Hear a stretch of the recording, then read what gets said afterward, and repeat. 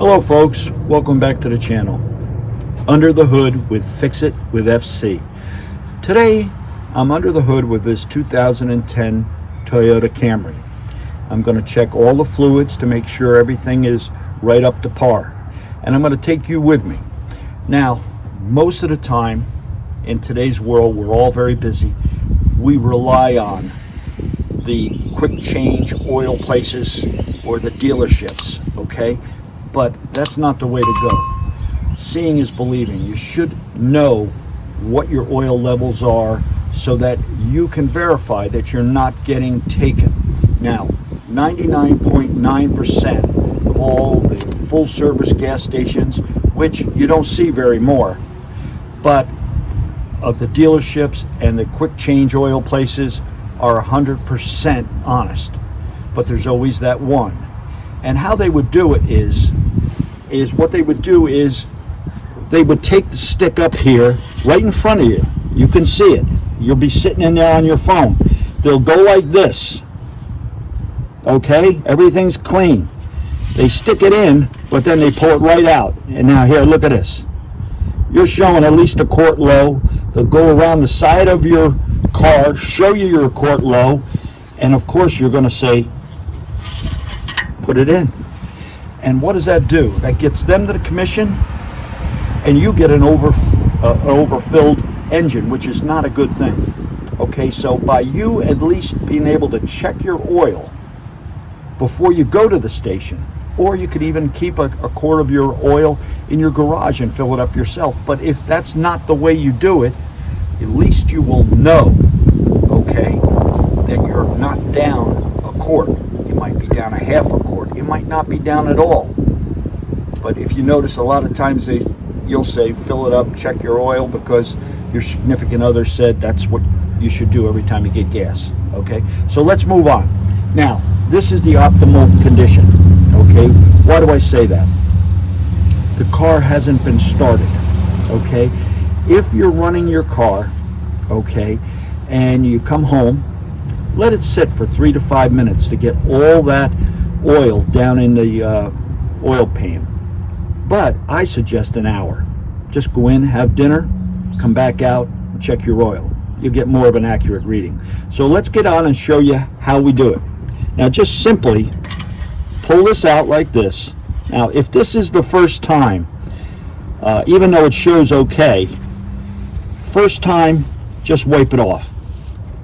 Okay? Stick it in there. I'd say for just a count of 2. 1001, 1002. Pull that out and then check it.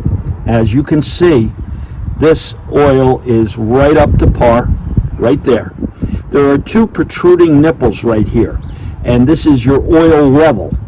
So as you can see now, the oil is a brownish, which is not bad. If you check your oil and the oil is black, it's way over time for an oil change. So then you go get it, either do it yourself, or you have one of the dealers or the quick change places do it. Okay, now this between here and there is a quart. So if you're like down in the middle, you know you only add a half a quart. Don't overfill your engine. It's not a good idea. Okay, so this is the way we covered it this today. But also, moving on, if you have to fill it, you look for the oil filler cap, okay, which in this car is located right here. And if you can see, it does show that it's SAE 020. That's the weight of the oil that you put in, full synthetic on this particular car. Okay, you should give it oil specific for your car, and it's in your manual. Okay, so now let's move on right over here.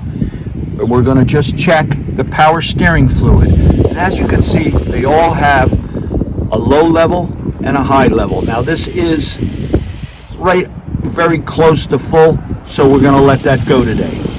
The next, what we're going to do is we're going to check the radiator fluid. Okay, and as you can see, that again is right up to where it should be. Then you have right here the windshield washer fluid. Okay, could use a little there. Okay, now word to the wise here. This is the radiator cap. Don't check your fluid from here because it's under pressure. Okay, now what we're going to do is we're going to move on to the brakes, and as you can see right here, this is the full line, and that is fine.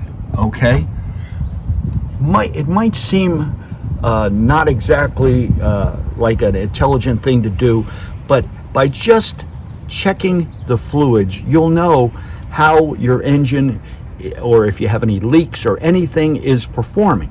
Okay, now the next thing I do here is I check my battery terminals. Okay, now what I do is, as you can see here, that there is a little rust around here, which I'm going to take a brush and do, and there's a little there. So what I do is I use WD-40. I just give it a quick squirt, little on each side. Exceeded a little, I imagine, guys. And then what I simply do is I just simply rub it in all over the place, you know, and that should do the trick for you guys. Now, if you don't, the battery will get corroded and cause starting problems later on down the line, which you really don't want. All right, folks, I think I've gone over most of all the fluids that need to be checked. Now, one tip: how do you tell the difference between an oil dipstick and a transmission dipstick? Now, on this particular car, it doesn't have a transmission dipstick. You have to go under the car, and it's a plug, and you have a little procedure you have to do. But generally speaking, you look into your manual, and generally speaking, the oil dipstick is yellow and the transmission dipstick is red. Okay, folks, I hope this helps you. It is very important. These fluids are the lifeblood of your engine. As I said before, if you can make sure that they're at the proper levels, your car will last longer. Please subscribe to my channel, hit the bell icon, and please give me a like. It goes a long way to supporting this channel. I'll see you on my next Fix It video.